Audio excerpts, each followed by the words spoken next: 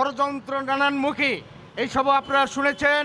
অবিলম্বে আমরা বলবো দেশের মানুষের কল্যাণের জন্য আপনি অবিলম্বে নির্বাচন দিয়ে এবং বন্দর ইজারা কোনো অবস্থায় দেওয়া চলবে না এবং আগামী দিনে এই সংগ্রাম আন্দোলন এবং সংগ্রামে সবাই সামিল হবেন এবং সেই আহ্বান জানিয়ে আজকের সবাই মিছিলে এখন অংশগ্রহণ করবেন। সবাইকে সংগ্রামী শুভেচ্ছা। আপনারা জানেন ইউনিট সরকার কম করে হলেও প্রায় 3 বছর ধরে ক্ষমতায় আছেন বলে কেমন 24 সাল 25 সাল 26 সালে উনি বিদায় নেবেন।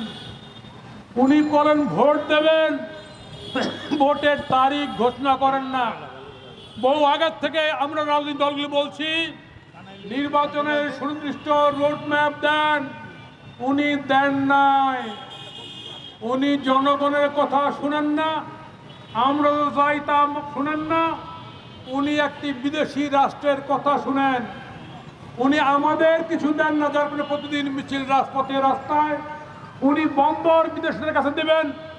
200-র মতো মিল কলকারখানা বন্ধ হয়েছে, উনি এগুলি দেখতে পান না। ওই যে কয় না ভাত দেওয়ার নাম নাই কিল মারার গোসাই। উনি চমৎকার। উনি বিদেশি শক্তির কাছে আমাদের দেশের গুরুত্বপূর্ণ স্থাপনা ইজারা দিতে চান।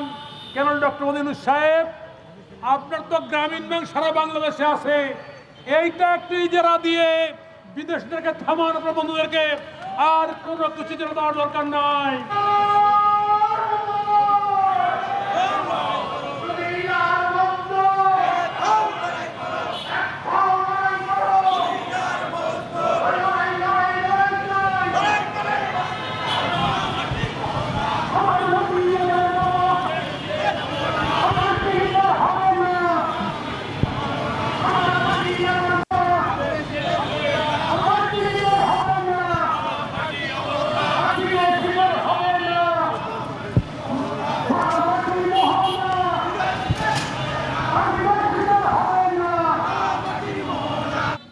চট্টগ্রাম বন্দরের বিভিন্ন টার্মিনাল বিদেশিদের কাছে দেওয়া হচ্ছে। সব বক্তা বিস্তারিত বলেছেন। আমরা দুটো কারণে এর বিরোধিতা করছি। প্রথম কারণ, আমাদের দেশের বন্দরকে আমরাই চালাবো। আমাদের অনেক কৌশলগত ঘাটতি থাকতে পারে, আমাদের প্রশিক্ষণের ঘাটতি থাকতে পারে। সেটার সহযোগিতা করার জন্য যারা উন্নত দেশ, উন্নত বন্দর পরিচালনা করছেন তাদের সহায়তা দিতে পারি, তাদের জ্ঞান বিজ্ঞানকে আমরা কাজে লাগাতে পারি, তাদের লোককে আমাদের এখানে কনসালটেন্ট করতে পারি। তাদেরকে আমরা ইজারা কেন দেব? এভাবে ইস্ট ইন্ডিয়া কোম্পানি ইজারার কথা বলে আমাদের ভারতবর্ষকে 200 বছর গোলাম বানিয়ে রেখেছে। স্কুলে কেন আমরা সঙ্গীত শিক্ষক রাখবো না? শরীরচর্চা শিক্ষক কেন রাখবো না? এখানে টাকার কেন অভাব হবে? নিয়ম বলে যদি আমরা সবার জন্য শিক্ষা চালু করতে চাই, একটা বিশ্ববিদ্যালয়ে যেই টাকা খরচ হয় একটা জেলা এবং উপজেলার প্রাথমিক শিক্ষায় তার চেয়ে 100 থেকে 200 গুণ টাকা বেশি খরচ করতে হয়।